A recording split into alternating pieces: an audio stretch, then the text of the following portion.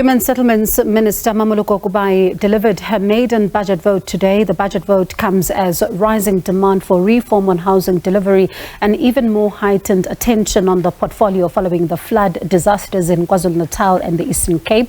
Let's speak now to the Minister, who joins us, of course, to talk about her budget vote and also some of the plans for the department. Minister, thank you so much for your time this afternoon. I mean, we're speaking at a time when the sector is still reeling from the the brutal murder of Abahlali baseMjondolo activist Nokuthula Mabaso, who was brutally murdered. Your reaction to that killing, very briefly.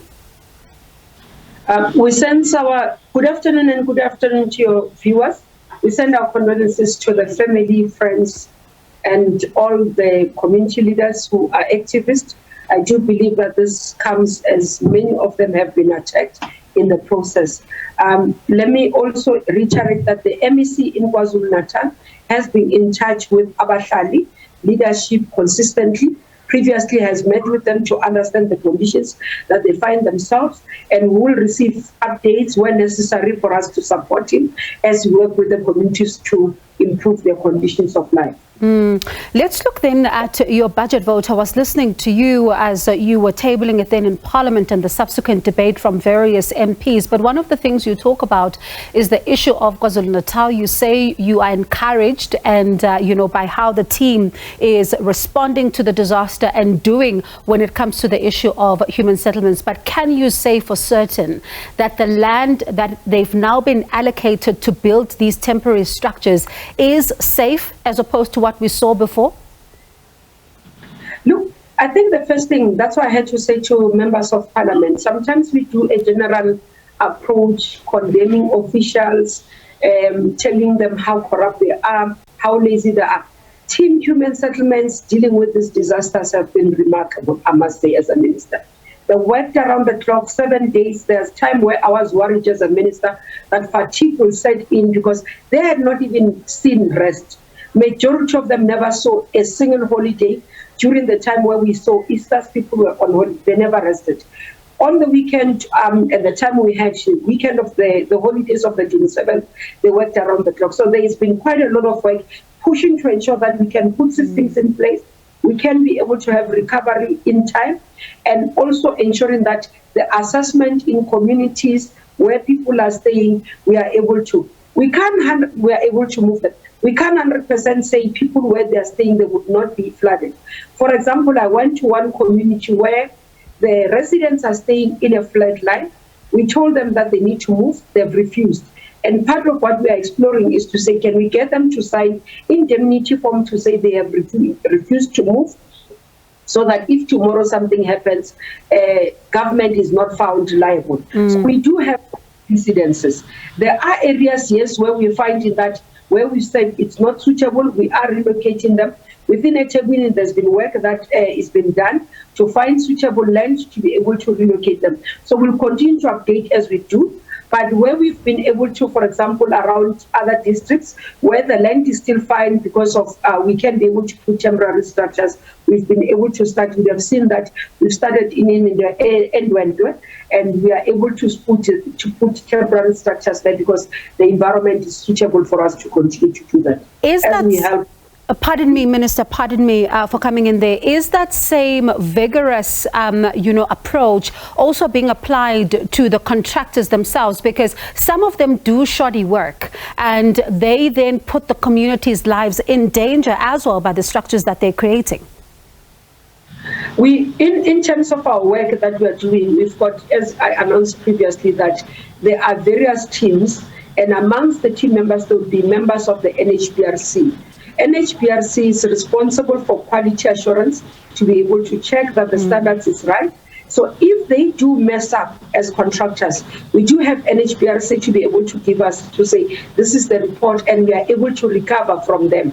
Part of our requirements is that if NHPRC does not sign off the house or even the temporary unit, the contractor will not be fully paid. And also, if they've moved out of site, we call them back to pay, to refix their work, because otherwise they lose their accreditation with NHPRC. So there are mechanisms now to assist us to ensure that there's quality work that is being done. And I was listening to the MPs as they raise a similar issue in various of the speeches. And this is not a new issue. This is an issue that has been coming up over time. The issue of the housing backlog, this list that, the department even said in February, it is looking to digitize in order to ensure that the flaws in the process and the corruption and manipulation do not happen. When can that process really be finalized? Because people are even doubting that there is indeed a housing list that exists. Yes, definitely we have committed to that. As I said today again, last week I received a report on the update, how far the team has gone in ensuring that we are supported by both CSIR and also CETA, and I must be grateful for the ministers who are supportive to our work. Part of what we are doing is to be able to say, do we have the necessary list that exists currently, how we are going to collect data. We are also utilizing the lessons learned. For example, Minister Chabeni, together with the team, they were registering BDM beneficiaries in the communities.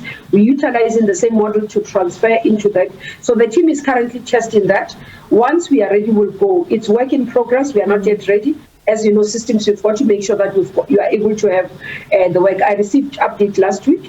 It's not yet ready, but they are testing it. So very soon we should be able to deliver as per our commitment on our APP within 6 months that we said.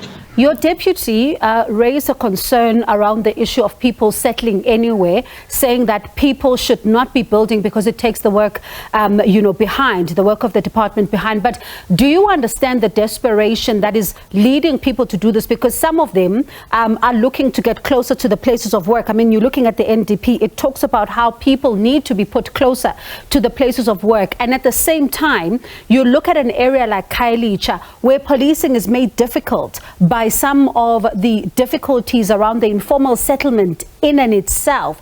How much of a responsibility does government take when you look at a situation like Khayelitsha, which is now finding itself coupled with policing issues? Because even the commission, the Khayelitsha Commission, pointed towards the housing issues and how the difficulties sometimes are making it difficult for policing because they're not even house numbers and sometimes police cannot even get in. No, definitely I agree with that, if we do not settle people correctly, they add to various social ills. It's not only Khayelitsha. Minister Tsele raised it with me in relation to Diepsloot, that we need to work to ensure that in terms of us ensuring that people sit properly, so that it makes it easier, it can reduce crime. That we take as a matter that we have to take up. We have to ensure that informal settlements do not continue in the land. The reason why the DMA raised it, and this is what we believe in as the portfolio, illegal occupation of land denies us an opportunity to plan and implement human settlements programs properly.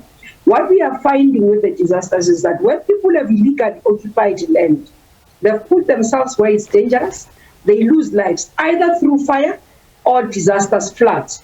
And that's why we are discouraging to say, we can't continue to see people illegally occupying land. Secondly, those who are sitting waiting to be given a land, a property or a house, they are saying, we give priority to the people who have illegally occupied land, and we are encouraging illegal action. Because they find those people, because either they now live with they find themselves in disasters, and then we end up prioritizing them.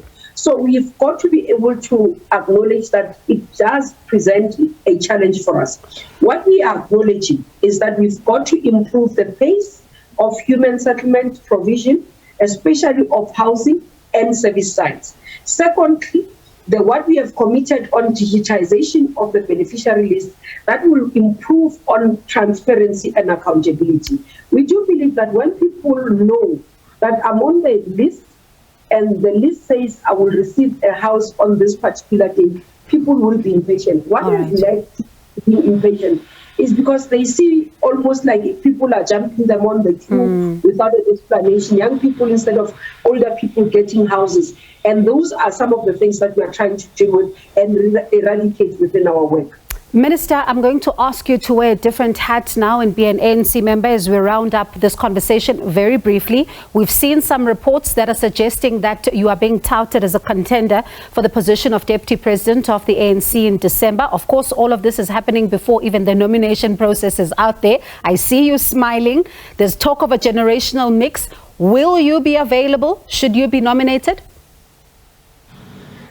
As you are saying that the nominations of the ANC have not opened at the right time when the ANC as disciplined members has allowed us to express, but more importantly, for the branches and the structures of the ANC, once they pronounce, we will be able to express again. All right, keen to hear what that view is going to be, and hopefully you'll be back on the show to tell us what that view is. Thank you so much for your time this afternoon. That's Human Settlements Minister Mmamoloko Kubayi.